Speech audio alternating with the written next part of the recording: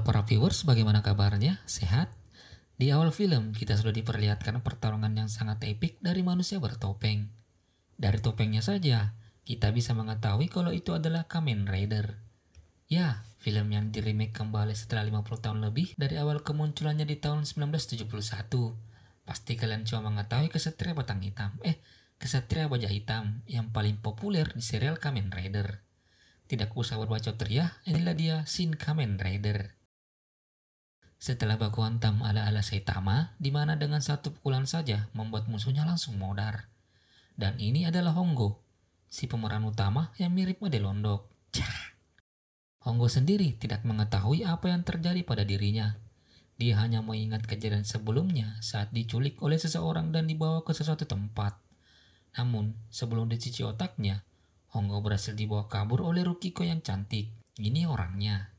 Tiba-tiba muncullah profesor yang disebut Midorikawa, yang tak lain adalah ayah dari Rukiko, dan mengatakan bahwa dia dan organisasi yang dinamakan Soccer telah mengembangkan serangga hibrida sintetis, dan kau adalah salah satu dari mahkaryanya, sehingga Hongo bisa bertransformasi menjadi belalang atau Kamen Rider. Profesor menjelaskan bahwa Hongo bisa menjadi manusia kapan saja ia mau, dengan membuang prana atau energi yang ada dalam sabuknya, yang merupakan konverter energi yang mampu membuat manusia menjadi super. Dan akhirnya terungkap bahwa Profesor Layang memilih Hongo menjadi Kamen Rider. Tapi menurut Hongo, kekuatan itu terlalu besar baginya. Memang harus demikian karena Profesor ingin memberikan misi balas dendam untuk menghancurkan organisasi Soccer karena telah menciptakan serangga hibrida lain untuk membinasakan umat manusia. Di sini, Rukiko memberikan selayar merah, tanda kepahlawanan dan jiwa kesatria karena mempercayai kemampuan Hongo dan memperkenalkan sepeda motor belalangnya yang dinamakan Cyclone. Di tengah-tengah perbincangan, hal yang mereka tidak sadari sejak dari tadi Trans Laba-Laba sudah mengintai mereka. Dia adalah salah satu ciptaan Soccer yang bertujuan untuk membunuh mereka yang telah membelok.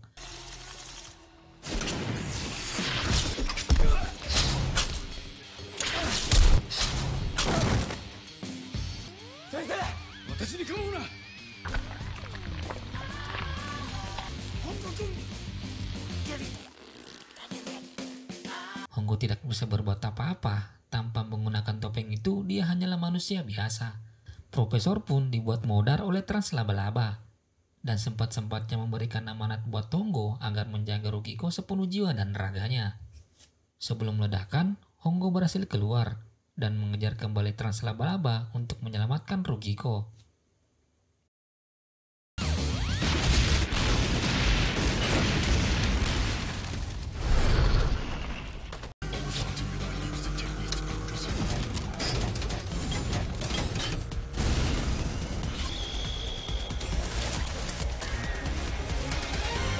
Di sini kita mengetahui bahwa ternyata sumber prana atau energi Hongo hanyalah memanfaatkan angin saja. Dan pertarungan pun terjadi. Setelah menghabisi antek-anteknya, tibalah giliran Trans Laba-Laba. Namun pertarungan yang tidak terlalu epik pun terjadi.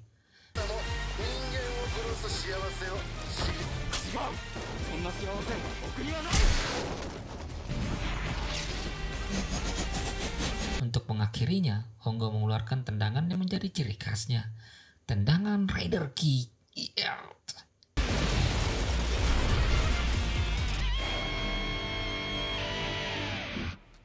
Trans Laba-Laba pun berhasil dia kalahkan. Setelah pertarungan, Hongo meminta maaf kepada Rukiko karena tidak sempat menyelamatkan ayahnya. Di perjalanan, Rukiko membeberkan bahwa petinggi Soccer tak lain adalah kakaknya yang bernama Ichiro. Rukiko dibesarkan di sana, jadi ia mengetahui semua informasi yang ada di dalam organisasi itu.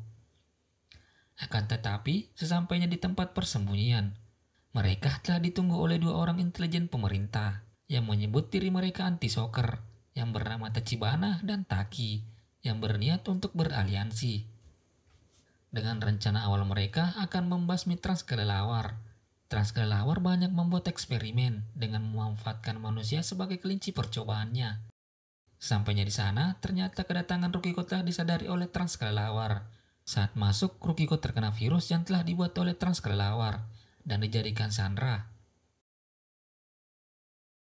Setelah itu Hongo datang untuk menyelamatkan Rukiko, tetapi dia tidak bisa berbuat apa-apa karena nyawa Rukiko ada di tangan trans kelelawar. Tidak ada jalan lain selain menuruti perkataan trans kelelawar untuk melepaskan topengnya agar Hongo terinfeksi virus dan akan dijadikan sebagai budak trans kelelawar. Eits, akan tetapi Hongo tidak terinfeksi sama sekali. Begitupun dengan Rukiko yang dari awal hanya berpura-pura. Ya, dan ternyata trans laba-laba terkena prank mereka berdua, tapi untung tidak masuk konten. Kembali ke cerita, Rukiko dari dulu memang sudah mengetahui virus yang telah dibuat oleh trans kelelawar. Karena Rukiko mempunyai akses dan mampu memodifikasi perangkat yang dibuat oleh Shocker, di mana Rukiko hanya meningkatkan dan menulis ulang kode agar virusnya tidak berbahaya bagi mereka. Disitulah Rukiko menembak trans kelelawar dan membuatnya terpojok, namun berhasil kabur. Dan dikejar oleh Hongo, lagi-lagi dengan tendangannya, ia membuat modar trans kelelawar dengan sangat mudahnya.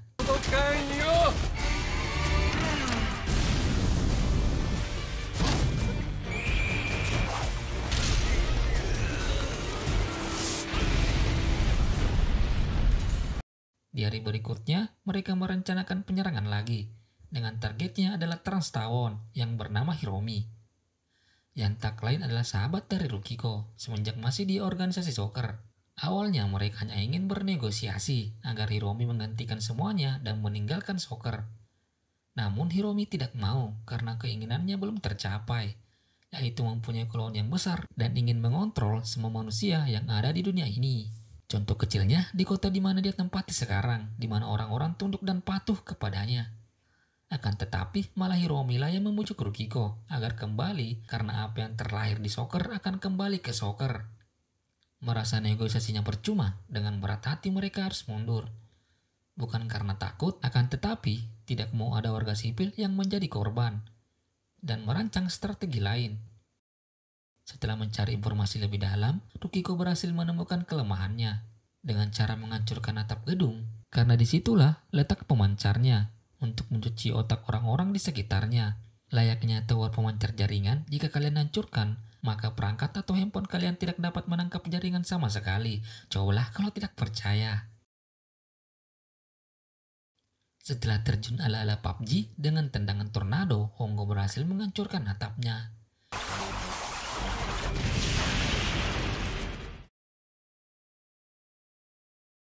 Disitulah Hongo melakukan pendekatan agar Hiromi menyerah saja. Akan tetapi Hiromi menolaknya dan lebih baik bertarung karena menjaga diri, harga dan martabat lebih penting dari apapun.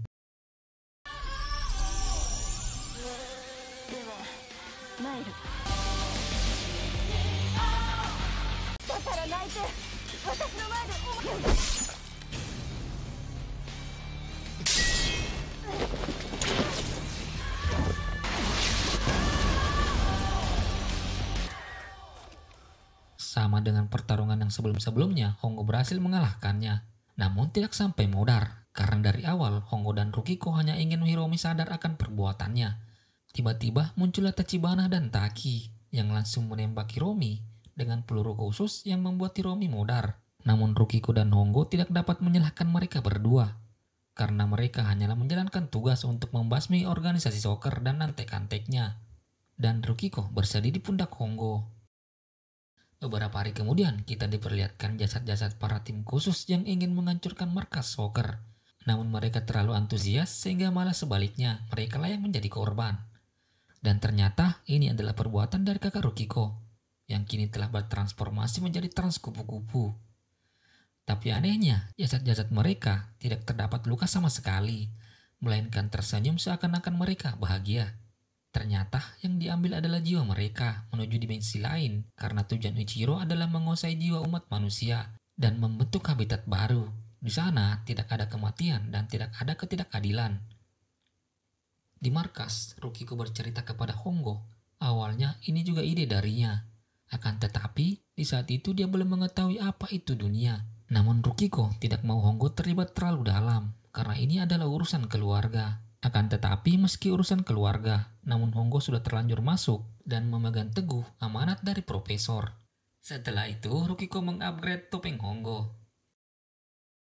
Dan beberapa hari kemudian, mereka mendatangi markas Shocker dan menemui Ichiro agar menghentikan semua ini. Akan tetapi, Ichiro tetap pada pendiriannya dan tidak tertarik melawan mereka berdua. Akan tetapi, Ichiro memanggil seseorang yang bernama Ichimoji, yang merupakan trans belalang nomor 2, yang mirip dan lebih kuat daripada Hongo. Dan itu dibuktikan saat dia berubah tanpa memanfaatkan energi angin.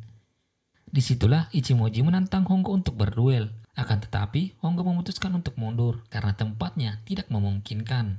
Dan aksi balapan pun terjadi, layaknya Rossi dan Stoner. Namun dapat dihentikan oleh Ichimoji.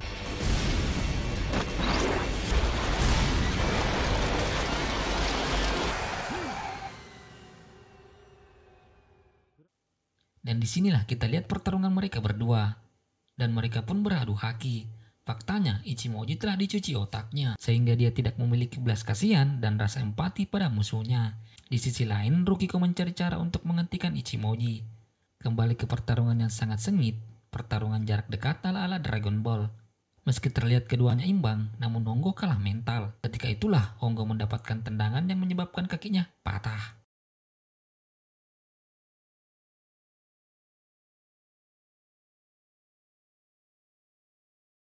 Tiba-tiba datanglah Rukiko yang memprogram ulang pikiran Ichimoji yang dikontrol oleh Soccer agar kembali ke setelan pabrik. Di sini dibuktikan bahwa perkataan wanita adalah motivasi terkuat dalam hidup laki-laki.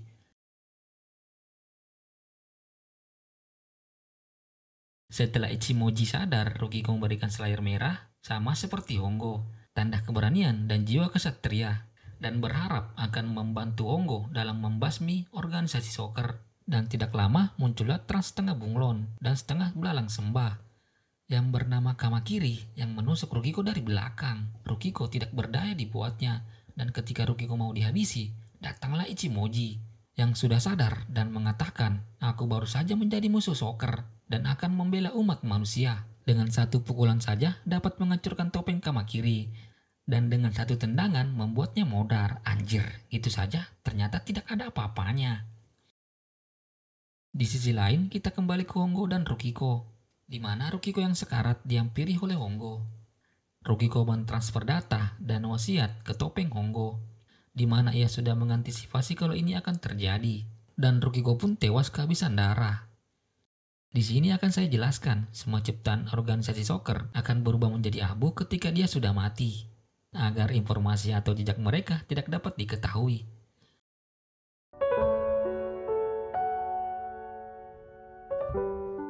Beberapa hari setelah kematian Rukiko, Hongo tidak mau berlarut-larut dalam kesedihan dan memasang topengnya untuk melihat wasiat Rukiko. Di situ Rukiko berterima kasih kepada Hongo yang telah melindunginya dan telah memberikannya arti kebahagiaan.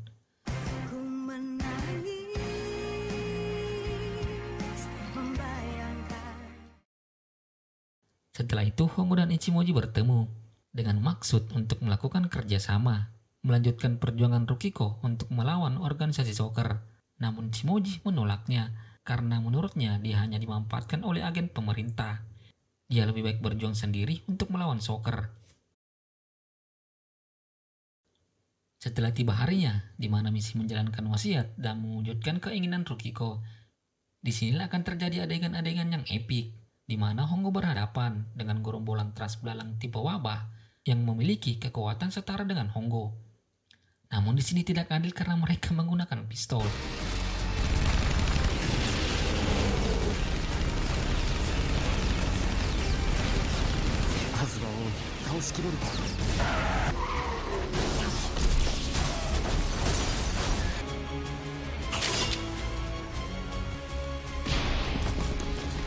Dengan memberikan tembakan ke Hongo dengan membabi buta, tapi Hongo dapat menghindarinya. Namun tidak terlalu lama, Hongo terjatuh dan membuatnya terdesak. Dan tiba-tiba,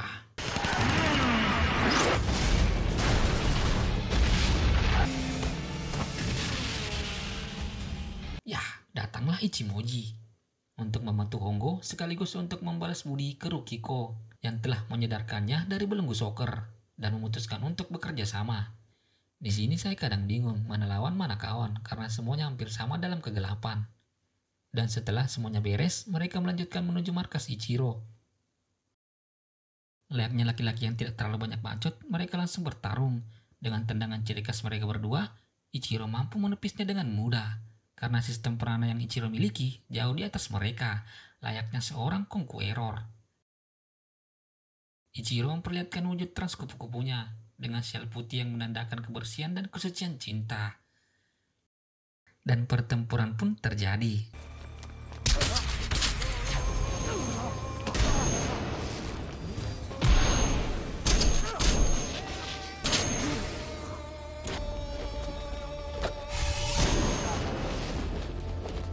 Jelas mereka berdua jauh di bawah Ichiro. Seakan-akan Ichiro hanya menari-nari melawan mereka berdua. Dan tampaknya mereka berdua pun menyadari bahwa kekuatan mereka jauh berbeda.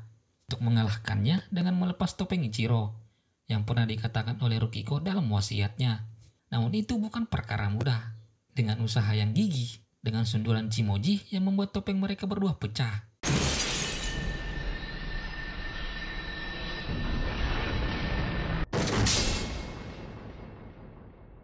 Dan memasangkan topeng Hongo yang sudah ada data-data dan wasiat dari Rukiko. Dan seketika itu, Ichiro menyesali perbuatannya dan memilih untuk bunuh diri. Dan entah mengapa, Hongo juga menjadi abu, yang menandakan mereka berdua telah mati.